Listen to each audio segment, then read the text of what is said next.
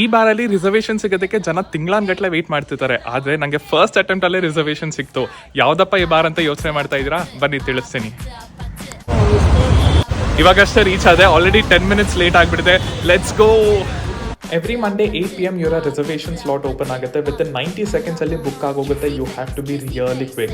Menu ನೋಡಿದಾಗ ಏನೂ ಅರ್ಥ ಆಗಿಲ್ಲ. ಓನರ್ ಬಂದು ಎಕ್ಸ್ಪ್ಲೈನ್ ಮಾಡಿ ನಮಗೆ ಅವಕ್ಯಾಡೋ ಟೆಮಾಕಿನ ಸಜೆಸ್ಟ್ ಮಾಡಿದ್ರು. Oh my God, it was so good. ಅದ್ರ ಜೊತೆ chicken karaage, the best chicken starter ಅಂತ ಹೇಳಿದ್ರೆ ತಪ್ಪಾಗಲ್ಲ. It's juicy, moist and super delicious.